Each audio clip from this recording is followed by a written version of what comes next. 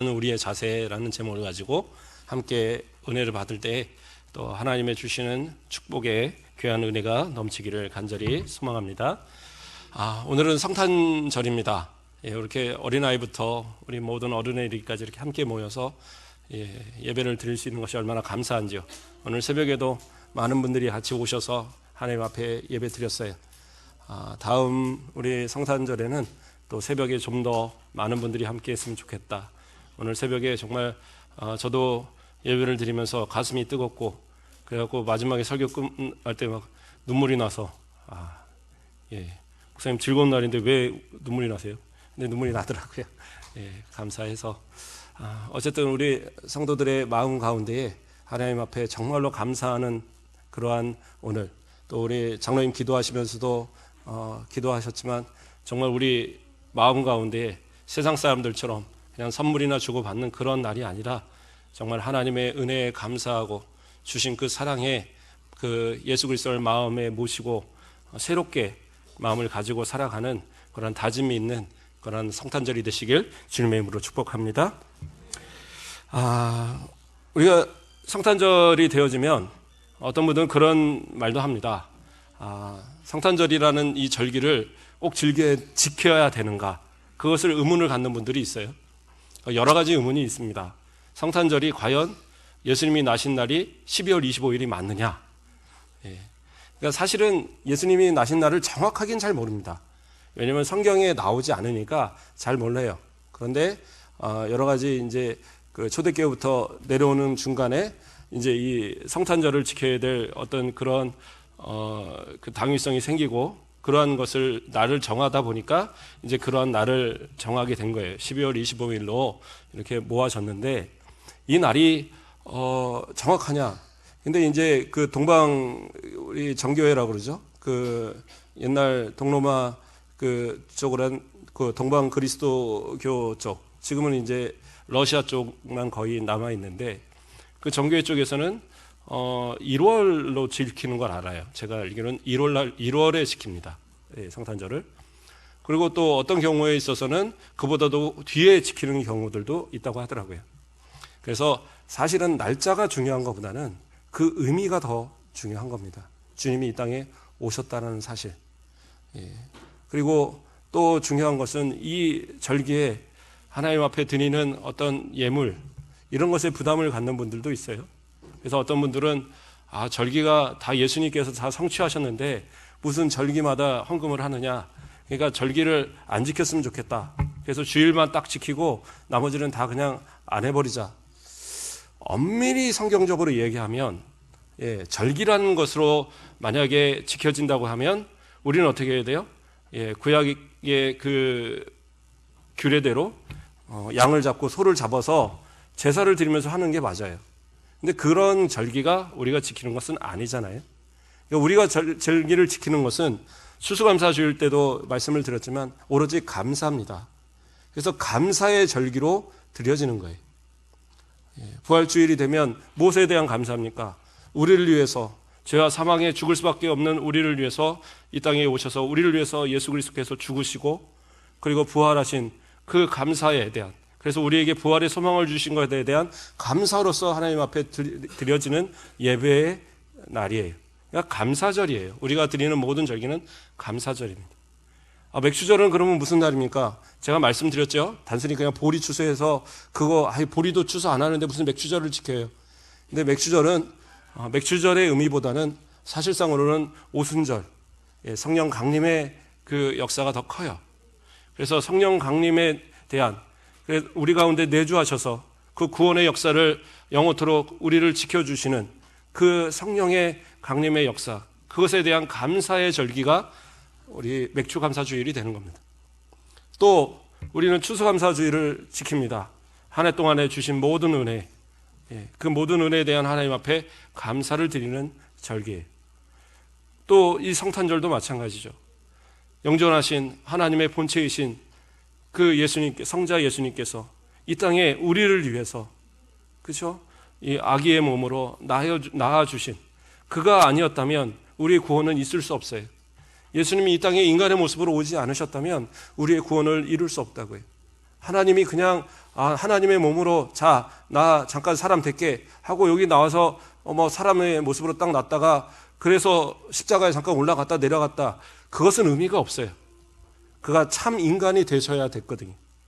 그래서 30년의 시간 동안 인간의 모든 성장의 과정을 다 겪으시고 공생의 3년의 기간 동안 그리스도의 그 복음, 천국의 복음을 증거하시다가 그리고 십자가를 감당하게 되신 그러한 역사, 그 은혜의 시작인 이 성탄절을 또한 감사함으로 지키는 거예요.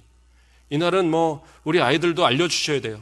성탄절 되면 선물 내놓으라 이런 거 하면 안 돼요. 우리 주일학교 아이들 오늘 잘 걸렸어. 이제 목사님한테 앞으로는 엄마 아빠한테 성탄절 선물 주세요 이런 소리 하면 안 돼. 성탄절은 누가 주인공이에요? 예수님이 주인공이에요. 그러니까 예수님만 영광 받으셔야 돼. 그러니까 성탄절 되면 엄마 아빠 오늘은 하나님 앞에 예배 드리는 날이니까 나 선물 안 줘도 되는데 우리 하나님 앞에 정말 가서 정성으로 예배 드리자.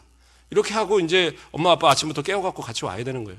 새벽에 안 깨우면 어떡해, 새벽 예배 드려야 되는데 그러면서, 그렇죠? 그래갖고 온 가족이 같이 하나님 앞에 아침부터 저녁까지 예배 드리는 날, 그날을 이 날로 함께하는 것이 정말 그 의미가 더 큰 의미인 것 같아요. 예물은 내 감사의 분량에 따라 드리면 돼요. 예. 저는 많이 드리는 게 좋지 않습니까? 아니요, 성경은 그렇게 얘기하지 않습니다. 예. 즐겨내는 자를 하나님 기뻐하시는 거예요. 즐겨내는 자는 자주 내는 겁니까? 아니요, 즐거운 마음으로 드리는 것. 그래서 고린도후서 9장 7절에 보면 각각 그 마음에 정한 대로 할 것이요 인색함으로나 억지로 하지 말지니 하나님은 즐겨내는 자를 사랑하시느니라. 억지로 하지 말라고 그랬어요. 그러니까 내가 물질이 마음에 걸리면 안 하시면 돼요. 안 하시고 차라리 마음으로 더 하나님 앞에 감사하십시오. 그래도 내가 하나님 앞에 물질을 그래도 감사의 절기를 좀 드려야지, 그런 마음이 들면 그때 정성을 들었게 드린 봉투에 이렇게 잘 담아서 이렇게 드리면 돼요. 액수의 많고 적음은 아닙니다. 과부의 2렙돈, 그것을 그의 전부라고 받아주시면 우리 하나님께서 그 마음을 원하시는 거지 결코 물질의 많고 적음은 아니라는 사실. 그러므로 성탄절에도 결코 물질이 우리의 마음을 이렇게 흔드는 그러한 절기가 돼서는 안 돼요. 하나님 앞에 드림에 오히려 감사하시고, 만약에 마음에 거리낌이 있으면 드리지 않는 것이 오히려 복된 거예요. 아나니아와 삽비라 대표적인 인물입니다. 땅을 팔아서 그것을 하나님 앞에 드렸어요. 그냥 한두 푼 드리지는 않았을 거 아니에요. 땅을 팔았다면. 그렇죠? 우리 성도님도 땅이 있겠지만 아무리 순천 땅이 서울 땅보다 좀 싸다 그래도 한 200평, 300평 되는 땅 팔면 그래도 꽤 돈 되지 않으세요? 땅 팔아서 판다는데 귀퉁이 한 3평 팔아갖고 하나님 앞에 드리지는 않았을 거 아니에요. 그러면 그 땅의 액수가 얼마나 크겠어요? 좋아요. 아나니아 삽비라가 하나님 앞에 벌받았던 것은 적게 드려서가 아니에요. 일부를 감췄어요. 하나님 앞에 정직하지 않았어요. 감사가 아니라 그것은 의무가 되었기 때문인 거예요. 감사가 아니라 하나님 앞에 드리는 것이 의무가 되어서 남들에게 보이고 남들에게 인정받기 위해서 그래서 드렸던 것이 결국에는 그 마음이 하나님 보시기에 좋지 않았던 겁니다. 우리도 마찬가지입니다. 감사로 드리십시오. 또 모든 절기를 감사로 지키세요. 누군가가 나는 도저히 감사할 수 없습니다. 그러면 그 절기는 지키면 안 되겠죠. 하나님 앞에 날마다의 주일, 또 날마다의 삶의 이 하루하루의 모습들이 하나님 앞에 감사고, 또 특별한 이런 어떤 감사가 있을 때 더 진실한 마음으로 하나님 앞에 감사드리는 것, 그것이 우리에게 더 중요한 절기를 지키는 자세의 모습일 겁니다. 자, 이제 좀 말씀으로 또 들어가 보겠습니다. 오늘 본문에 나오는 동방 박사, 또 그 외 주변의 여러 가지 사건들을 가지고 우리가 이 성탄절을 또 하나님 앞에서 우리의 신앙을 지키는 그러한 자세에 대해서 우리가 좀 더 생각해 보도록 하겠습니다. 오늘 본문에서 나오는 이 동방박사, 마태복음 2장 1절로 2절 말씀을 제가 봉독해 드립니다. 헤로도 왕 때에 예수께서 유대 베들레헴에서 나심에 동방으로부터 박사들이 예루살렘에 이르러 말하되 유대인의 왕으로 나신 이가 어디 계시냐? 우리가 동방에서 그의 별을 보고 그에게 경배하러 왔노라 하니. 자, 동방박사가 예수님을 찾아왔습니다. 이 동방박사에 대해서는 어려서부터 그냥 아무 생각 없이 많이 이렇게 우리가 얘기를 했지만 사실상으로 동방박사에 대해서는 알려진 게 많지 않아요. 어디 출신인지도 정확하지 않습니다. 어떤 사람들은 페르시아의 그런 사람들일 것이다. 또 어떤 사람들은 저 인도와 같은 나라, 심지어는 중국 뭐 이렇게 얘기하는 분들도 있어요. 예. 그런데 이들이 어디서부터 왔는지는 정확하게 알지 못하지만 동방의 지역에서 온 사람들이 그럼 몇 명이 왔을까? 그러니까 우리는 동방박사 세 사람 아주 머리에 딱 박혀 있어요. 근데 실제로 이 정도의 어떤 위치에 있는 사람들이 움직이고 또 그 광야를 지나야 되고 사막을 지나야 되고 그러한 어떤 삶 이렇게 모습으로 오게 된다고 한다면 적어도 적게는 한 8명에서 그 보통은 12명 이상의 그러한 사람들로 꾸린다고 합니다. 그러니까 동방박사가 몇 명이 왔느냐? 그건 정확하지는 않아요. 물론 뭐 짐꾼이나 이런 사람들이 더 많이 될 수도 있지만 그래서 적어도 3명은 아니다. 그 이상일 것이다라고 보통은 추정을 합니다. 자, 그런데 그들이 어떤 사람들이냐? 이제 우리는 동방에서 온 박사들이다라고 성경은 기록을 하는데요. 이 박사라는 말이 성경에서 그 헬라어에서는 마고이라는 단어를 사용합니다. 근데 이 마고이라는 단어는 어떠한 뜻이 있느냐? 점성가 뭐 이런 뜻이 있어요. 또는 꿈을 해석하는 자 뭐 이렇게도 해석을 하시더라고요. 그런데 중요한 건 뭐예요? 이들이 별을 연구하는 사람인 것이 분명해요. 왜냐하면 별을 보고 그 별의 움직임에 따라서 어떤 이 시대를 이렇게 판단하고 옛날에는 지금은 우리 천문학자들이 뭐 저기 뭐 몇백 광년 뒤에 무슨 뭐가 있고 그랬지만 예전의 천문학자들은 별을 보고 사실은 점을 치는 사람들이거든요. 그 그러한 어떤 것에 있어서 대단히 민감했던 그런 사람들입니다. 그리고 많은 지역에 많은 곳에 지식들을 가진 그런 풍부한 지식을 가진 그러한 사람들이에요. 상당히 엘리트에 있는 사람들입니다. 그들이 연구하고 그들이 바라보는 가운데에 유대 땅에 향하여는 그 별, 정말 그게 뭐 유대 땅이라고 보고 오지는 않았을 것 같아요. 그냥 별이 있는데 그들이 연구하며 그들이 생각할 때 이것이 온 세상에 비추는 이 세상을 구원할 왕의 그러한 별이다라는 것을 깨닫게 된 거죠. 그래서 함께 사람들이 꾸며서 짐들을 가지고 그리고 이제 광야를 지나서 유대 땅까지 들어오게 되는 겁니다. 그러면 그 기간이 얼마나 걸렸을까요? 아마 상당한 기간이 걸리지 않았을까. 유대 땅에서 끝에서 끝을 달려도 뭐 최소 뭐 한 달, 뭐 일반적인 뭐 장정 같으면 그래도 한 20일 뭐 이렇게 잡아야 되는데 타국에서부터 멀리서부터 온 동방이라고 말할 정도의 먼 곳에부터 온다고 그러면 한 달이 될지 2달이 될지도 잘 모릅니다. 그렇죠? 여기서 예수님 같은 경우에서도 이 베들레헴에서 태어나게 된 이유가 뭐예요? 가이사 아우구스도가 그 호적을 천하에 명합니다. 여기서 말하는 천하는 자신이 다스리는 모든 나라들을 의미하는 거예요. 자, 그 모든 나라들에게 명해서 자기 본적지, 우리 말하면 본적지에 가서 호적하라라고 명을 한 거예요. 그러니까 사람을 통제하기 위한 방법을 그때 만들어낸 거죠. 그래서 각각의 자기 그 족속의 마을에 가서 다 신고를 했어야 돼요. 그런데 이 요셉은 어느 족속입니까? 다윗 족속이에요. 예수님의 그 육신의 아버지의 그 요셉의 족속이 다윗의 족속이에요. 그래서 예수님이 다윗의 자손이잖아요. 물론 혈통으로 치면은 사실은 모계가 맞죠. 예수님은 마리아에게 동정녀 마리아에게 낳았으니까. 그러나 요셉이 결혼함을 통하여서 공식적인 그런 어떤 그 혈통적이라기보다는 공식적인 그러한 그 법적으로 인정되는 다윗의 후손이 되는 거예요. 자, 어쨌든 그렇게 다윗의 자손이기 때문에 요셉과 마리아가 그 아직 복중에 아기가 있을 때 곧 출산이 임박했음에도 불구하고 이것이 왕이 명령한 거니까 황제가 명령한 거니까 그것을 지키기 위해서 베들레헴으로 오게 된 거예요. 그러면 그들이 있던 나사렛, 갈릴리 나사렛에서 이 베들레헴까지는 어느 정도 거리가 되느냐? 한 직선거리로 한 170km 정도 된답니다. 그러면 이 당시에 무슨 자동차가 있거나 뭐가 있으면 그냥 하루만 뭐 달려가면 뭐 몇 시간만 달려가면 갈 수 있는 거리지만, 그러나 이 당시에는 걸어서 가고 또 이러한 출산하는 이런 모습이기 때문에 뭐 낙타를 탔던 말을 탔던 간에 빨리 갈 수 없어요. 그러니까 적게는 뭐 한 15일, 뭐 많게는 한 달, 아마 그렇게 걸려서 가야 될 거리입니다. 170km 정도면.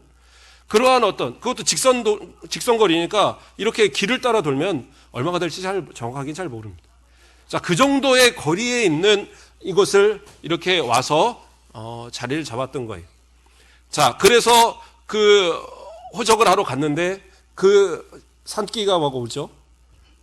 그러나 어떤 여관도 방을 내어주지 않고 잡을 수 없으니까 허름한 그 마구간에 그 한 구덩이에서 지푸를 깔고 그 아기에서 출산을 하고, 그리고 그 아기를 둘 데가 없어서 이 강포에 쌓아서 그 구유에 이렇게 누워놓는 그러한 장면의 모습입니다. 우리는 뭐 그림을 보면 항상 그렇게 아주 멋들어지게 그리지만, 그러나 그 예수님의 나심의 모습을 보면 사실은 좀 기가 막힐 것 같아요. 예. 엄마 입장에서 얼마나 기가 막히겠어요. 예. 아기를 집에서 축복 가운데 모든 사람들이 축복하는 가운데 막 낳아야 되는데, 막 옆에서 양이 매거리고 뭐 말이 히히거리고 하는 그런 곳에서 아기를 낳아서, 그렇죠? 그것도 위생적으로 정말 그 깨끗할 수가 없잖아요. 그런 곳에서 냄새 나고, 그러한 곳에 있는 가운데 그 아기를 낳아서 또 아기를 둘 곳이 없어서 그 말구유에 이렇게 얹어놓는다라는 것, 그것이 얼마나 참 가슴 아프겠어요. 그럼에도 불구하고 어쩔 수 없으니까 이제 그런 상황이 된 겁니다. 자, 이제 동방박사가 찾아왔습니다. 다시 동방박사의 이야기로 가겠습니다. 동방박사가 찾아왔어요. 그래서 그들이 찾아간 곳이 어디 있느냐? 유대 땅으로 들어갔으니까 이제는 뭐예요? 예루살렘으로 가고 있어요. 아, 그렇구나. 예루살렘에 있는 왕궁에 왕이 나셨나 보다 생각을 한 거예요. 그래서 어쨌든 예루살렘으로 들어가서 예루살렘 성에 있는 많은 사람들에게 외칩니다. 유대인의 왕이 어디서 나셨느냐? 그때 이제 소동이 일어난 겁니다. 자, 아무도 생각하지 않았어요.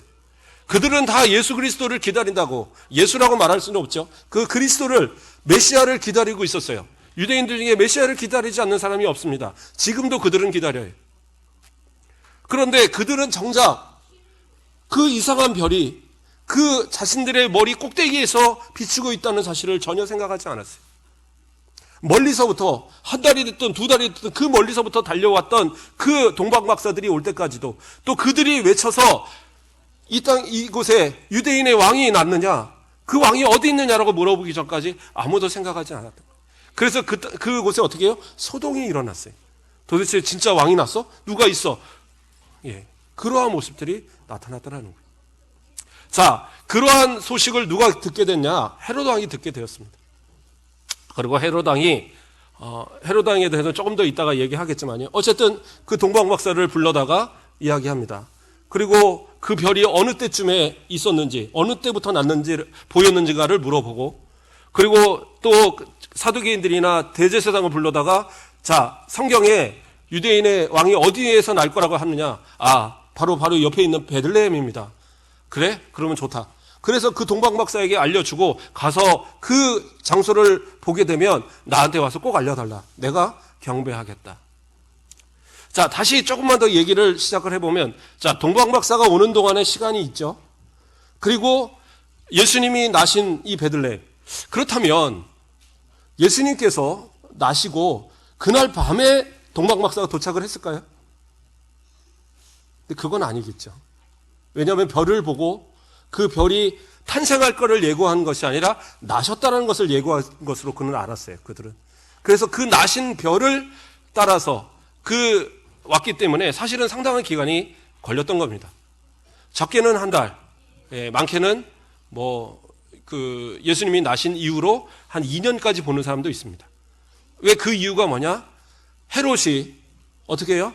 이 동방박사가 다른 길로 해서 돌아간 것을 알고, 그 다음에 그 베들레헴 지역에 있는 어린아이들을 다 죽일 때 2세 이하의 아이들을 싹 죽여버려요. 그 근거가 뭐냐? 박사들에게 물어봤거든요. 박사들한테 도대체 어느 때부터 그 별이 나타났느냐? 그러면 그 별의 시작을 기점으로 해서 죽였기 때문에, 아니면 좀 넉넉 잡아서 2세까지 잡았는지는 모르겠지만 어쨌든 2세까지의 아이들을 싹 죽였습니다. 그러니까 예수님의 나이를 많게 보는 경우는 2세까지 보는 사람도 있어요.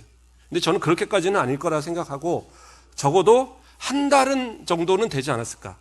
왜냐하면 유대인의 규례에 이 성경에 나올 때에 그 여인들이 출산을 하면, 그렇죠? 부정한 기간이 어떻게 되냐면 아들을 낳으면 30일이고 여자아이를 낳으면 60일을 잡습니다.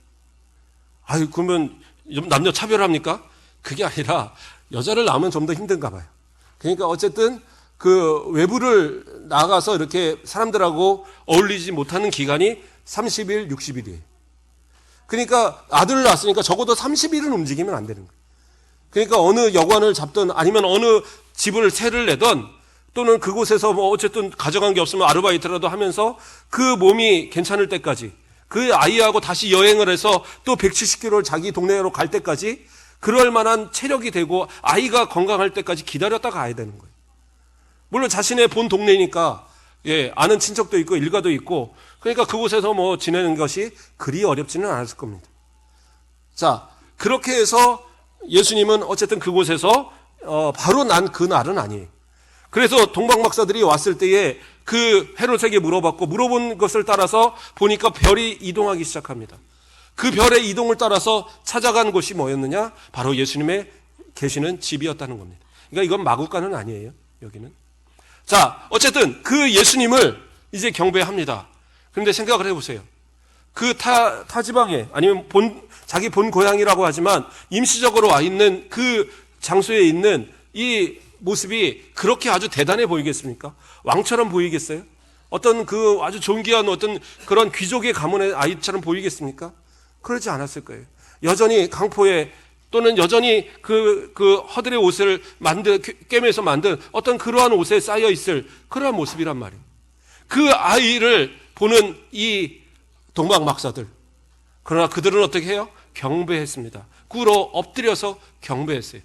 그가 왕이라는 사실을 인정하고, 이가 온 세상을 위한 왕이라는 사실을 인정하고, 그리고 이 땅에 구주로 오실 자라는 것을 인정하고 그에게 예물을 드렸습니다. 가장 귀한 자신들이 준비한 황금과 유향과 모략을 드리고, 그리고 경배하고, 그리고 같이 본국으로 돌아가게 됩니다. 자, 동방박사들이 가졌던 그 마음은 뭡니까? 바로 이 아기 예수께 진심으로 드리는 경배가 있었다는 사실이에요. 그 예수님의 어떠한 모습은 왕궁에서 태어난 그러한 모습이 아닐지라도, 어느 귀족의 집에 태어난 이가 아닐지라도, 모든 사람들에게 칭송을 받으며 기쁨 가운데 태어난 그런 아기가 아닐지라도 그의 별을 보고, 그가 하나님의 그 아들, 영존하신 하나님, 그가 이 땅에서 예언하신 그 바로 메시아라는 사실을 인정하고 그 앞에 엎드려 경배했다는 사실입니다. 그러면 우리가 예수 그리스도를 맞이하는 우리의 자세는 어떻게 해야 되느냐? 나에게 있어서 최고의 경배로 하나님 앞에 드려야 되는 거예요. 그러니까 하나님 앞에 드릴 때 그저 대충 나와서 시간만 때우고 오늘 그냥 성탄절 잘했다, 이게 아니라 내가 드릴 수 있는 최고의 것으로 하나님 앞에 드려야 되는 거예요. 우리 주일학교 애들 오늘 그래도 생각보다 좀 조용히 하고 있는데, 저도 어렸을 때 기억을 보면 하나님 앞에 이렇게 같이 어른들하고 예배 드리는 때가 가끔 있어요. 그러면 진짜 막 좀 있으십니다. 도대체 언제 끝나나. 뭐 그런 생각이 많아요. 그런데도 내가 하나님 앞에 예배를 드릴 때 점점 이 예배의 모습을 배워가는 이유는 뭐예요? 우리 어른들의 모습이죠. 어른들이 어떻게 예배를 드리느냐, 우리 아버지가 어떻게 하나님 앞에 예배를 드리느냐, 우리 어머니가 어떻게 하나님 앞에 예물을 준비하고 어떠한 모습으로 주일날 예배를 참석하고 있느냐. 그냥 아침에 일어나서 옷 하나 걸치고 그냥 대충 이렇게 나오느냐. 그렇죠? 아까도 제가 여기 잠깐 올라왔다 내려가면서 마이를 딱 입는다는 게, 그 저번 주에 이게 뒤에가 터졌던 옷이 있더라고요. 그걸 벗어놓고 이 마이를 다른 걸 꺼내 입었는데, 제가 옷들이 다 이런 색깔이에요, 다. 그러니까 아무 생각 없이 또 입었는데 그 옷을 입고 올라왔어요. 우리 권사님, 저번 주에 이렇게 입었는데 또 입고 오더라고요. 그래서 오늘 가서 보니까 그걸 또 내려놨던 걸 다시 입었더라고요. 자, 어쨌든 그냥 아무거나 걸치고 내려올 수는 없잖아요. 그래도 내가 봤을 때 깨끗하고 좋은 옷으로 골라서 입고 그런 어떤 모습, 그러한 어떤 모습들, 또 하나님 앞에 드려도 예배를 드릴 때, 저는 솔직히 뭐 이제 좀 새 돈을 좀 이렇게 어디가 바꾸려고 그래도 요즘에는 은행에서 새 돈 안 주더라고요. 없대요. 그냥 없다고 그러더라고요. 전에 있던 데에서는 제가 거래를 좀 많이 하는 은행이 있어서 가서 얘기하면 그래도 조금씩이라도 바꿔주고 그랬는데 요즘에는 없다고 그러더라고요. 1,000원짜리는 남는데요. 1,000원짜리 많으니까 1,000원짜리 바꿔준다. 저희 아이들한테는 1,000원짜리를 바꿔서 헌금은 그렇게 새 돈으로 하게 합니다. 항상. 뭐 제가 뭐 특별히 뭐 목사님이니까 그렇게 하죠. 그게 아니라 그래도 가르쳐 주고 싶은 거예요. 이 아이들이 하나님 앞에 드릴 때 그래도 그냥 드리는 것이 아니라 드리는 헌금만큼은 좀 정성을 다해서 드리는 모습으로 좀 가르쳐 줘야 되겠다. 그렇게 생각을 합니다. 자, 어쨌든 하나님 앞에 드리는 모습에 있어서 내 부모가 어떻게 하느냐, 내 아버지가 어떤 마음으로 예배를 드리냐, 어머니가 어떤 모습으로 기도하느냐, 그 모습에 따라서 아이들은 배워가는 거예요. 아니, 저 자식은 도대체 누구의 배에서 나왔는데 신앙생활 저 따위로 하고, 누구가 그랬어요? 내가 가르친 거예요. 목사님이 잘못 가르친 건가요? 그 얘기가 아니라 부모인 나. 그러니까 하나님 앞에 경배의 모습들을 온전히 보여드리세요. 그러니까 내 자식 보면 알아요. 저도 제 아이들 볼 때마다 내가 좀 더 열심히 해야지 이런 생각을 합니다. 그대로 다 반영되게 됩니다. 하나님 앞에 드리는 최고의 것, 그것을 드려지는 우리의 모습이 되길 소망합니다. 아멘? 네. 그리고 또 하나의 인물, 헤롯에 대해서 우리가 살펴보겠습니다. 헤롯은 어떤 사람입니까? 이 당시에 분봉왕으로서 이 유대 지역을 다스리는 왕이었어요. 그는 유대인의 혈통이 아닌 이둠의, 다시 말해서 에돔의 혈통이에요. 아니, 에돔의 혈통인데 어떻게 이스라엘 왕이 될 수 있습니까? 두 가지 이유가 있었어요. 첫째는 로마 황제와 또 친해서 이 헤롯이, 그래서 이곳에 분봉왕으로 세워지면서 그가 헤롯 대왕이죠. 그 로마에서 세웠으니까 왕이 될 수 있었어요. 그러면 유대인들이 막 반발이 심했을 거 아니에요. 근데 그 반발이 크게 나타나지 않는 이유가 있습니다. 우리가 그 중간기라고 그래서 말라기와 예수님이 오실 때까지의 그 중간기의 시대가 있어요. 그때 여러 가지 그 모습들이 있는데 그 가운데 이제 마카비 혁명 뭐 이런 게 있어요. 그 마카비라는 사람이 그 집안이 함께 힘을 내갖고 유대를 잠시 독립시킨 적이 있어요. 그런 독립전쟁을 일으키고 그러한 역사들이 이렇게 기록된 외경들이 있거든요. 그 외경에 마카비서에 보면 어떤 내용이 나오냐면 그 마카비서에서 보면 이 마카비가 사람들을 이끌고 어떻게 해요? 에돔을 정복해버립니다. 에돔이 이제 싸움을 거니까 아예 그냥 정복을 해서 어떻게 했느냐? 자신의 그 족속으로, 그러니까 자신의 관할 안으로 집어넣어 버린 거예요. 그러니까 이스라엘 족속이 아니었는데 이스라엘 땅으로 편입이 돼버린 거예요. 그 족속도 이스라엘의 안에서 거하게 됐어요. 그러니까 자연스럽게 어떻게 해요? 그냥 그들이 이제 동화가 되고 그들이 이스라엘 사람들이 돼버린 거예요. 관할상. 물론 혈통상으로는 아닐 수 있지만. 그렇기 때문에 그가 이곳에 분봉왕이 된다고 해도 크게 이상할 건 아닙니다. 그럼에도 사실은 이방인이기 때문에 실질적으로 이 당시에 이제 이끌어가는 건 제사장들이 이끌어갔었죠. 왕권은 이미 끝났기 때문에 그 제사장의 가문들이 왕으로서 이 유대를 다스리고 있었던 시기입니다.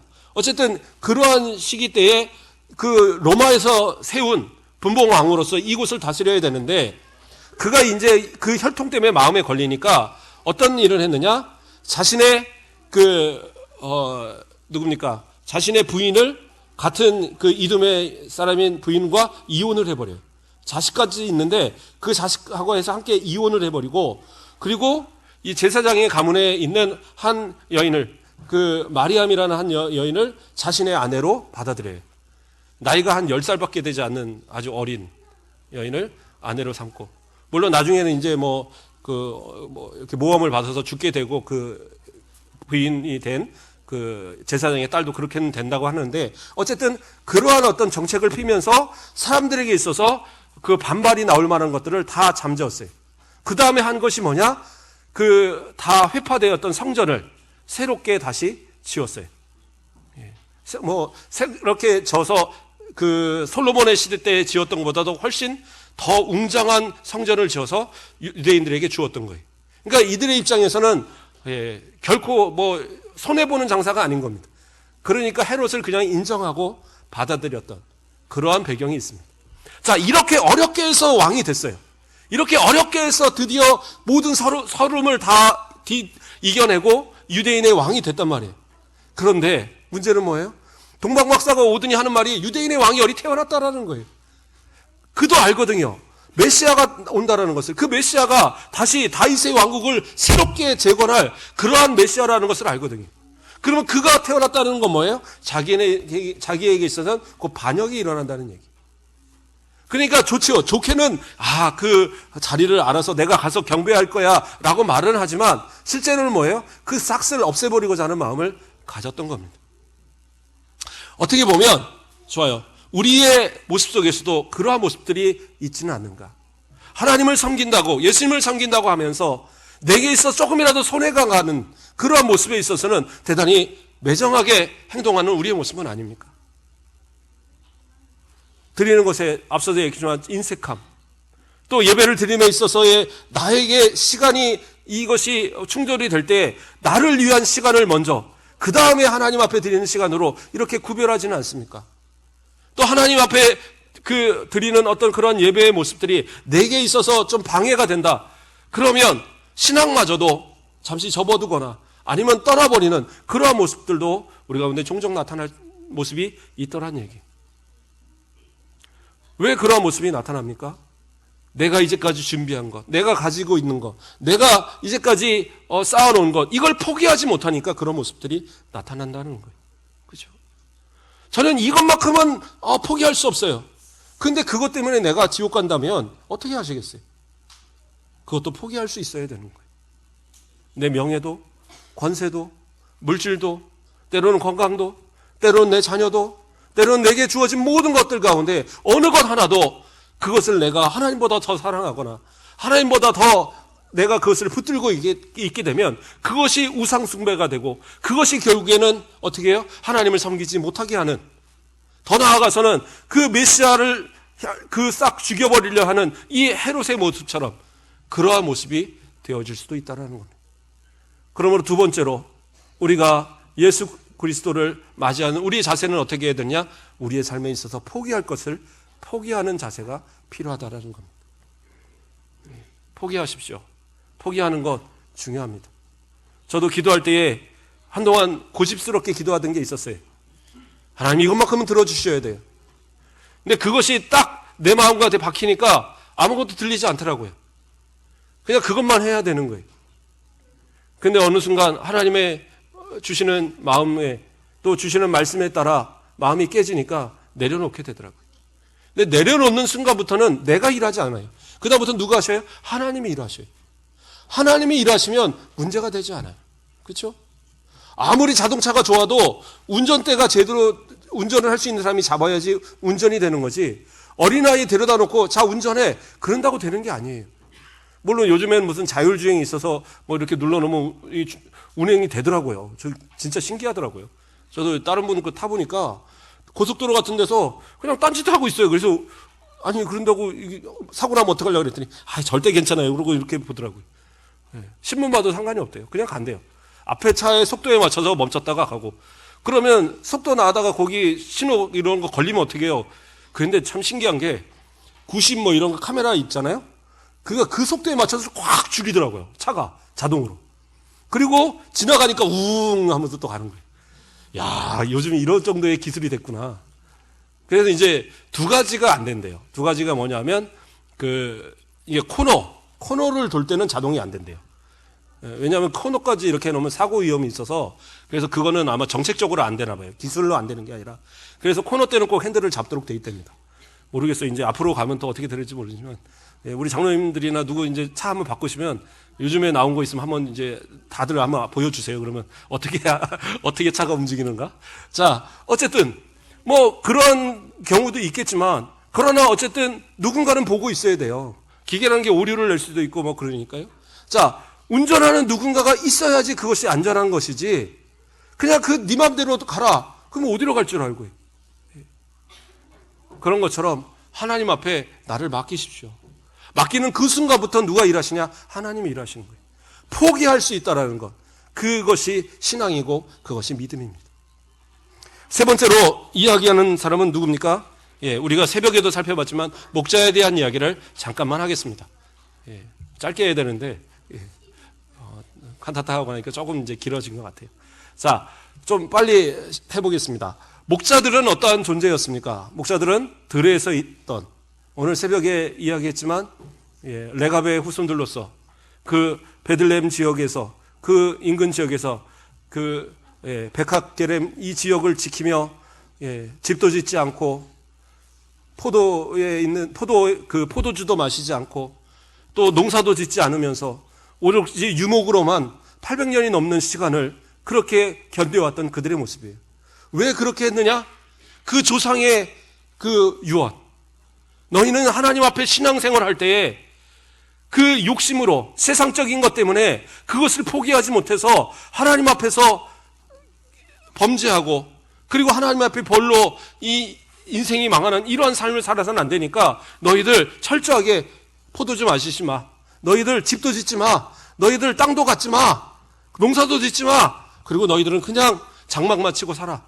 그 이야기를 그 후손들이 끝까지 지켰고, 그러므로 그 지키는 가운데 누구를 만나요? 예수 그리스도를 영접하게 되는 그러한 역사가 있었다는 겁니다. 예수 그리스도를 맞이하는 우리의 자세 뭐예요? 신앙의 기본을 끝까지 지켜가는 성도들. 그게 중요합니다. 그냥 교회 와서 앉아서 오늘만 낸 신앙인이고 밖으로 나가서는 나는 뭐 그냥 신앙이 아닌 것처럼 그러고 지내면 안 돼요. 밥 먹을 때도 기도하셔요. 밖에 나가면 기도 안 하시고 회식 같은 거 하면은 기도가 어디 있어요. 그냥 말고 그러지 마시고 회식할 때도 기도 한번 해보세요. 절대 술 안 줘요. 누가 장난삼아 줄는지 모르겠습니다. 그때 딱 얘기하세요. 저는 그리스도인입니다. 언제부터 그리스도인인데 저는 장로님인데요. 저 안수집사님인데요. 당당하게 얘기하세요. 저 권사님인데요. 당당하게 얘기하세요. 그리고 내 신앙의 기본을 지켜가는 것. 그러한 모습 속에서 주님을 맞이할 수 있는 거예요. 유대 땅 베들레헴, 좋아요. 그 예루살렘, 그 모든 지역에서 누구도 예수님을 경배하지 않았어요. 아무도 관심 갖지 않았어요. 그럴 때에 천사는 누구를 향했어요? 이 레갑의 후손들을 향했습니다.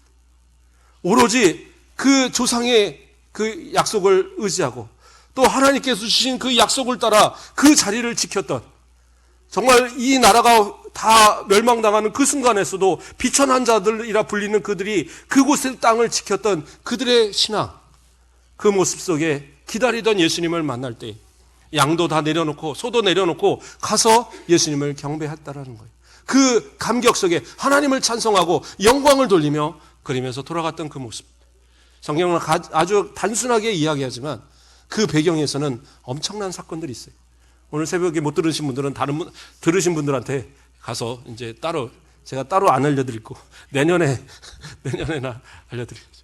자, 어쨌든 그러한 어떤 목자들을 향한 하나님의 그 주시는 은혜는 어떻게 바로 그 목자들이 신앙의 가장 기본을 끝까지 지켜왔다는 거예요. 그런데 이 레갑의 후손들한테 예레미야 시대 때 하나님께서 약속을 하실 때 너희가 내 앞에서 그 서는 자가 끊어지지 않을 것이다. 영원토록 있을 것이다 라고 약속을 하셨거든요. 그 약속에 따라 왕관은 끊어질 망정 그들은 끝까지 남아 있었어요. 근데 중요한 건 뭐예요? 다윗에게 얘기했던 그 하나님을 섬기고 하나님을 떠나지 않으면 하나님께서 그 대를 끝까지 잇고 하나님 축복하신다는 그 축복의 약속을 오히려 이스라엘 백성들은 잘 못 느꼈어요. 그러니까 레갑의 후손들은 사실은 이방인의 피를 가진 사람들이죠. 온전히 이스라엘 사람들이 아니에요. 그럼에도 불구하고 그들은 예수님을 영접했어요. 그런데 어떻게 해요? 본 땅의 사람들은 여전히 그 예레미야 시대 마지막 그 멸망의 시대나 마찬가지로 예수님을 영접하기보다는 자신들의 생각에 맞는, 자신들이 원하는 그러한 메시아만을 요구하고 있었다는 사실. 그것에 맞지 않는다고 헤롯은 그 왕을 죽이려 하고, 백성들은 그 왕을 결국엔 십자가에 못 박았고, 그리고 거부하고, 그래서 결국엔 어떻게 해요? 그들이 누려야 될 그 축복이, 그리스도의 축복이 어떻게 해요? 이방 땅으로 넘어가고 우리에게까지 오게 된 거예요. 그러나 우리도 만약에 그 예수 그리스도를 내 마음 가운데 바로 모시지 않고 그것을 받아들일 만한 우리의 모습이 아니라고 한다면, 정말 욕심과 고집으로 끝까지 잘못된 신앙으로 나아간다면 그 촛대를 옮겨서 또 다른 곳으로 넘겨갈지 몰라요. 하나님 앞에서 우리의 신앙의 자세 돌아보면서 정말 주님이 원하시는 그러한 모습, 어떠한 편견도 다 버리세요. 나다니엘이라는 사람, 그 사람이 성경에서는 이제 예수님의 제자 바돌로메로 보통 생각을 합니다, 학자들은. 그런데 그가 빌립이 와서 다윗의 자손 우리가 기다리던 메시아가 그리스도가 나타났다 그러니까 뭐라고 얘기하냐면, 나사렛에 무슨 선한 것이 나타나겠느냐, 갈릴리에 무슨 선한 것이 나타나겠느냐 하면서 무시해버려요. 편견입니다. 신앙은 그런 모습으로 신앙생활을 하면 안 돼요. 그러니까 예수님께서 오셔서 네가 무화과 나무 아래 있을 때 내가 너를 봐왔다 얘기하니까 그때 깜짝 놀라면서 하나님의 아들이십니다 고백을 하거든요. 보고 믿는 것만이 믿음 아닙니다.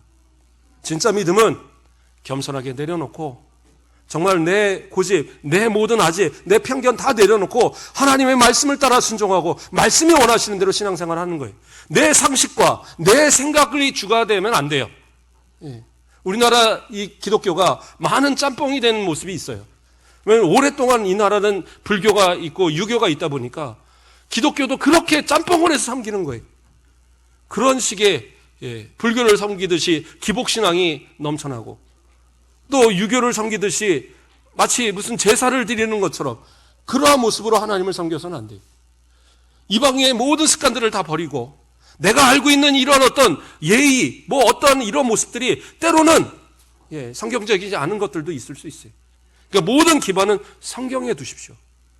그리고 하나님의 말씀을 따라 보시고 내 편견을 버려버리고 말씀 안에 온전히 순종할 때 예수 그리스도께서 찾아오시고 그분이 나의 구주가 되어주신 줄 믿습니다. 말씀을 정리합니다. 예수 그리스도를 맞이하는 우리의 자세는 어떠합니까? 목자들과 같이 오랜 세월 기다리며 신앙을 끝까지 지켜내는 신앙의 사람들이 되길 소망합니다. 어떠한 상황에서도 하나님을 경배하는 일에 있어서, 예수 그리스도를 경배하는 일에서 우리는 소홀히 해서는 안 될 겁니다. 우리는 자칫 내 욕심 때문에, 내 아집 때문에 내 어떤 가진 것들을 포기하지 못해서 하나님을 외면하고 예수 그리스도를 외면하는 신앙에서 정반대의 길로 달려가는 그런 사람이 되어서는 안 될 것입니다. 오직 예수 그리스도를 내 가운데 모시고 내 모든 것을 포기하고 주님이 가장 먼저가 되시는 그 삶, 그러한 다짐이 오늘 이 성탄의 아침에 우리 가운데 충만하기를 주님의 이름으로 축원드립니다. 기도하겠습니다.